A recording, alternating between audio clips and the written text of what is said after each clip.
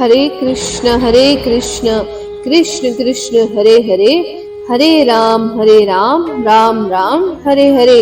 आइए श्रवण करेंगे फाल्गुन मास में विजया एकादशी व्रत की कथा। आइए श्रवण करते हैं। मेरा आपसे अनुरोध है, कृपया करके हमारी वीडियोस को प्लीज पूरा देखिएगा। आइए श्रवण करते हैं।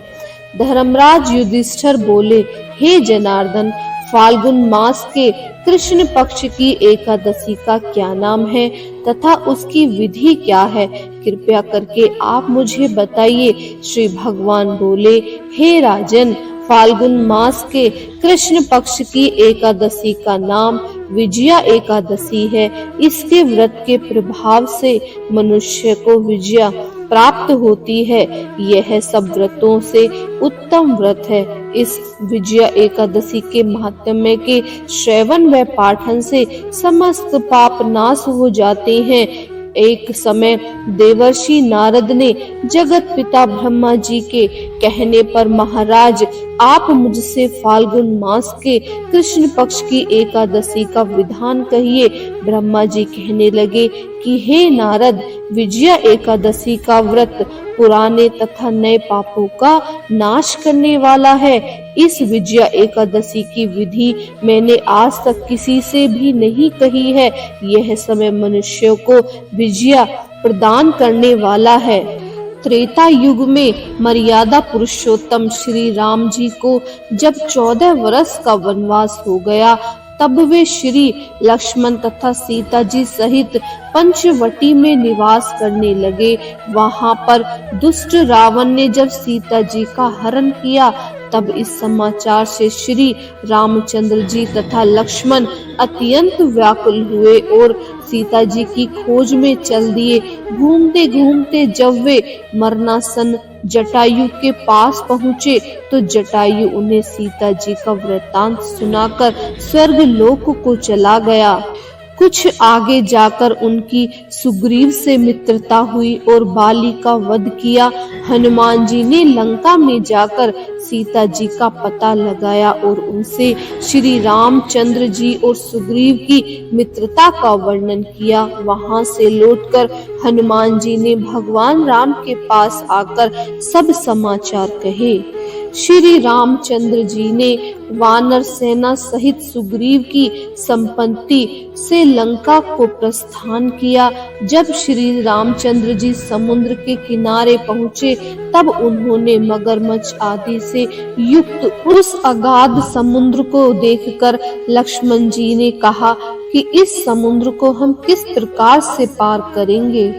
श्री लक्ष्मण जी ने कहा कि हे पुराण पुरुषोत्तम, आप आदि पुरुष हैं, सब कुछ जानने वाले हैं। यहाँ से आधा योजन दूर पर कुमारी द्वीप में वक्रदालभ्य नाम के मुनि रहते हैं। उन्होंने अनेक ब्रह्मा देखे हैं।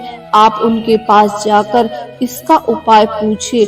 लक्ष्मण जी के इस प्रकार के वचन सुनकर श्री राम जी कदलाभ्य ऋषि के पास गए और उनको प्रणाम करके बैठ गए। मुनि ने भी उनको मनुष्य रूप धारण किए हुए पुराण पुरुषोत्तम समझकर उनसे पूछा कि हे राम, आपका आना कैसे हुआ? रामचंद्र जी कहने लगे कि हे ऋषि, मैं अपनी सेना सहित यहाँ आया हूँ और राक्षसों को जीतने के लिए लंका जा रहा हूँ। आप कृपया करके समुद्र पार करने का कोई उपाय बतलाइए। मैं इसी कारण आपके पास आया हूँ। वक्रदालभ्य ऋषि बोले कि हे राम, फाल्गुन मास के कृष्ण पक्ष की एकादशी का उत्तम व्रत करने से निश्चय ही आपकी विजय होगी, साथ ही आप समुद्र भी अवश्य पार कर पाएंगे। इस व्रत की विधि यह है कि दशमी के दिन स्वर्ण, चांदी, तांबा या मिट्टी का एक घड़ा बनाएं। उस घड़े में जल से भरकर 5 पल्लव रख वेदिका पर स्थापित करें। उस घड़े के नीचे सतनजा और ऊपर जो रखें, उस पर श्री नारायण भगवान की स्वर्ण की मूर्ति स्थापित करें। एकादशी के दिन स्नान आदि से निवृत्त होकर धूप, दीप, नैवेद्य, नारियल आदि से भगवान की पूजा करें। तत्पश्चात घड़े के सामने बैठकर दिन व्यतीत करें और रात्रि को भी उसी प्रकार बैठे रहें, जागरण करें। द्वादशी के दिन नित्य नियम से निवृत्त होकर उस घड़े को ब्राह्मण को दे दें।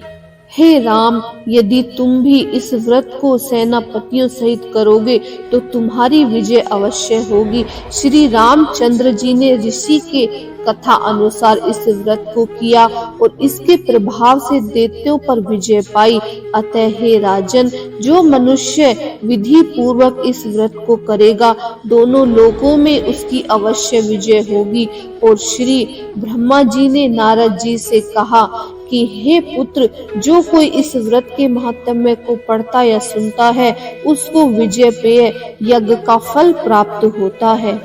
तो ये थी विजया एकादशी व्रत की कथा। उम्मीद है आपने हमारी वीडियो का श्रवण पूरा किया होगा। अगर आपको हमारी ये कथा अच्छी लगे तो प्लीज हमारे चैनल को सब्सक्राइब कीजिए, लाइक कीजिए और इस वीडियो को ज्यादा से ज्यादा शेयर कीजिए ताकि आपको भी इसका लाभ मिल सके। हरे कृष्णा, राधे राधे।